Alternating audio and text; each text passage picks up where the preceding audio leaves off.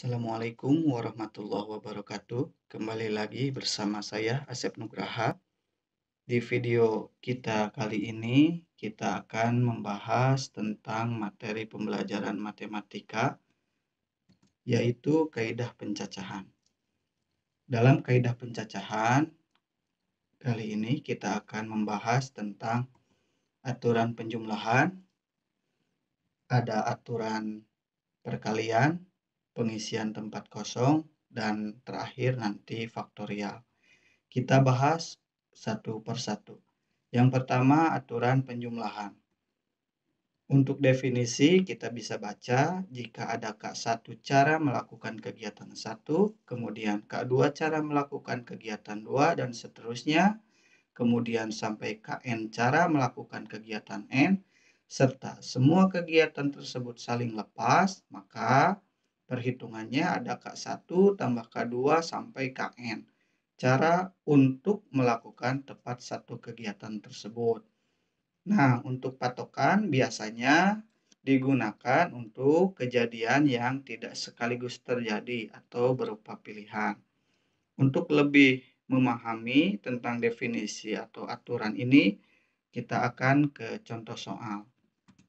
Nah, untuk contoh soalnya kita bisa baca, Asnur akan berangkat ke sekolah. Di garasi terdapat beberapa kendaraan, di antaranya 3 sepeda motor, 2 mobil, dan 1 sepeda. Berapa banyak pilihan Asnuk untuk berangkat ke sekolah memakai kendaraan yang tersedia? Nah, ini pakai aturan penjumlahan. Dengan asumsi, pilihan Asnuk untuk berangkat ke sekolah dengan menggunakan kendaraan 3, 2, tambah 1. Maka bisa dilakukan dengan 7 cara. Kenapa ini pakai kaidah penjumlahan? Karena untuk penggunaan kendaraan ini hanya pilihan bisa satu saja. Tidak mungkin kita pergi ke sekolah memakai 2 kendaraan sekaligus. Begitu. Jadi pilihannya satu-satu, tinggal dijumlahkan saja. Sepeda motor ada 3, lalu mobilnya ada 2, ditambahkan sudah 5, lalu ada 1 untuk sepeda. Jadi 7 cara. Bisa pakai 3 yang sepeda motor, pilih salah satu, 2 mobil, pilih salah satu, atau pakai sepeda. Begitu. Nah, yang selanjutnya ada aturan perkalian. Untuk aturan perkalian ini, definisinya jika ada K1 cara melakukan kegiatan 1 dan K2 cara melakukan kegiatan 2, sampai Kn cara melakukan kegiatan N, maka untuk keseluruhan kejadian dapat terjadi dengan K1 dikali K2 sampai K kejadiannya. Nah, ini biasanya digunakan untuk kejadian yang sekaligus terjadi. Contoh, nah, Asnub memiliki 3 baju dan 2 celana. Berapa banyak cara Asnub memasangkan baju dan celana yang dimilikinya? Ini kejadiannya sekaligus terjadi. Tidak mungkin pakai baju tapi tidak pakai celana. Maka ini harus sekaligus terjadi dan dihitung berapa kemungkinan Asnub memasangkan baju dan celananya. Kita bisa lihat jawabannya. Nah, biasanya kita pakai diagram pohon begitu ya. Kita punya baju 1, baju 2, baju 3. Karena Asnung tadi memiliki 3 baju. Nah, untuk celananya ini bisa divariasi. Kalau misalkan pakai baju pertama, bisa pakai celana pertama, atau baju pertama, celana kedua. Dengan jawaban atau pilihan, yang pilihan pertama itu bisa pakai baju pertama, celana pertama. Kalau ini divariasi ke celana kedua, bajunya tetap baju pertama, tapi celananya celana kedua. Untuk yang berikutnya, baju kedua juga divariasi dengan celana yang 1 dan yang 2. Sehingga didapat dari B1 C1 ini tidak ada yang sama. Ini variasinya berbeda. Jadi pilihannya bisa dengan menggunakan 6 cara ya.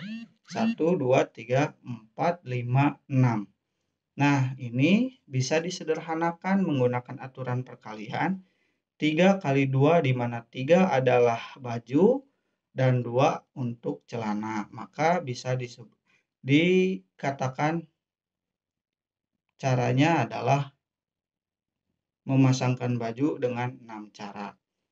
Begitu. Nah, untuk soal sederhana seperti ini, 6 cara ini bisa dirinci. Tapi kalau untuk baju yang lebih dari 100, mungkin begitu. Kalau misalkan celananya puluhan, itu kan tidak mungkin dirinci satu-satu seperti ini. Nah, ini bisa dengan aturan perkalian, langsung dikalikan saja. Begitu. Untuk bisa memahami jauh lebih dalam tentang aturan penjumlahan dan aturan perkalian, kita akan simak contoh-contoh yang lain begitu. Ya, untuk aturan yang lain kita bahas di video yang selanjutnya. Baik, untuk contoh selanjutnya. Budi hendak mendengarkan lagu yang terdiri dari 6 lagu dangdut, 10 lagu pop, dan 5 lagu rock. Berapa banyak cara Budi memilih lagu yang akan didengar? Nah, dari soal ini kita harus mulai bisa berpikir apakah ini termasuk untuk penggunaan aturan penjumlahan atau aturan perkalian. Nah, ini adalah kejadian yang betul. Ini kejadian yang satu-satu. Tidak sekaligus, maka harus pakai aturan penjumlahan. Di mana 6 lagu dangdut ditambah 10 lagu pop dan 5 lagu rock. Artinya ada 21 cara untuk mendengarkan. Karena tidak mungkin lagu ini didengar 2 lagu atau 3 lagu sekaligus. Harus satu-satu. Ada contoh lagi yang lain? Ada. Andi hendak membeli 1 mobil. Nah, ini kata kuncinya 1. Ya. Di showroom terdapat 3 jenis sedan, 4 jenis SUV, 5 jenis MPV. Berapa banyak pilihan Andi untuk membeli mobil? Membeli mobil 1. Nah, ini kejadiannya 1 begitu. Jadi kita tinggal jumlahkan saja 3 tambah 4 tambah 5. Jadi 12 pilihan. Begitu. Nah, ada lagi contoh yang lain. Nah, ini Martin memiliki 5 kemeja, 6 celana, dan 3 sepatu. Berapa banyak cara Martin memasangkan pakaian yang dimilikinya? Ini sudah sama seperti contoh tadi aturan perkalian. Maka kita tinggal kalikan saja 5 kali 6 kali 3 sama dengan 90 cara. Nah, ini tidak usah dirinci satu-satu karena banyak begitu ya. Nah, untuk selanjutnya ini agak sedikit bervariasi. Dari kota A menuju kota C harus melalui kota B. Kota A ke kota B dihubungkan oleh 3 jalur berbeda. Dan kota B ke kota C dihubungkan oleh 4 jalur berbeda. Berapa banyak cara Asnuk dapat pergi dari kota A ke kota C dengan tadi catatan melewati kota B? Nah, jawabannya adalah 12 cara. Dengan cara kita asumsikan ini untuk kota A, kota B, dan kota C. Jadi dari kota A ke kota B itu dihubungkan oleh 3 jalur yang berbeda. Ini pilihan.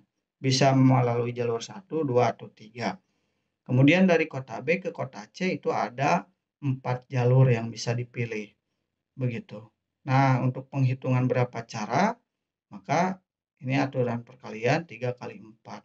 Kalaupun mau dirinci satu-satu ini masih memungkinkan. Misal ya, untuk cara yang pertama kita bisa pakai jalan 1 kemudian jalan 4. Untuk jalan yang kedua bisa jalan 1 yang ini kemudian jalan ke-5. Untuk cara ketiga misalkan masih jalan 1 tapi pakai jalan yang ke-6 dan seterusnya, jalan 1 sampai jalan 7. Kalau sudah beres ini semua yang 1 ini sudah ter apa ya? Sudah terinci, lalu pakai jalan yang kedua. Lalu lintasan keempat, lintasan kedua, lintasan kelima, dan seterusnya sampai ke rincian 12 cara. Kita lanjut. Nah, sebuah pesawat terbang dapat memilih jalur penerbangan dari Singapura ke Jakarta melalui 3 jalur. Kemudian dari Jakarta ke Bali ada 4 jalur. Lalu Singapura ke Bali 2 jalur. Banyak pilihan jalur penerbangan yang dapat dipilih dari Singapura ke Bali melalui Jakarta ataupun langsung adalah, nah, kita bisa ilustrasikan dalam gambar seperti ini. S itu menunjukkan untuk Singapura, kemudian J itu Jakarta, B itu Bali. Tapi yang jadi pertanyaan adalah yang dapat dipilih dari Singapura ke Bali. Jadi tujuannya ke Bali dari Singapura. Nah, ini lintasannya begitu. Ada berapa banyak cara begitu ya? Dari gambar seperti ini Jakarta transit dulu begitu ya. Nah, kalau kita pisah ini eh, bisa jadi dua alternatif begitu ya. Yang langsung itu dua, yang transit dengan ke Jakarta dulu ada 3, nanti dikalikan 4. Maka 3 kali 4 itu 12 dan nanti ditambah yang ini. Kita lihat saja Singapura ke Bali melalui Jakarta, ini yang transit itu 3 lintasan ini kali 4. Ada 12 cara untuk sampai ke Bali. Begitu. Nah, untuk yang langsung ini ada 2 cara, maka tinggal dijumlahkan, jangan dikalikan karena beda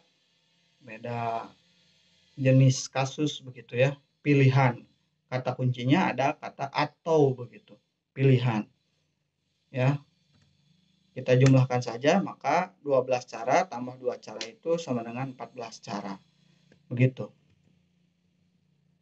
Nah, untuk sekarang ada soal latihan. Kota K dan kota L dihubungkan oleh beberapa jalur yang ditunjukkan gambar di bawah ini. Begitu ya. Jika seorang berangkat dari kota K menuju kota L, banyak alternatif jalan yang dapat dipilih adalah tujuannya dari K ke L. Alternatifnya ada berapa cara? Silahkan. Nanti ini sebagai soal latihan, pertemuan yang akan datang nanti kita bahas dan kita periksa. Sekian video pembelajaran matematika tentang kaidah pencacahan hari ini.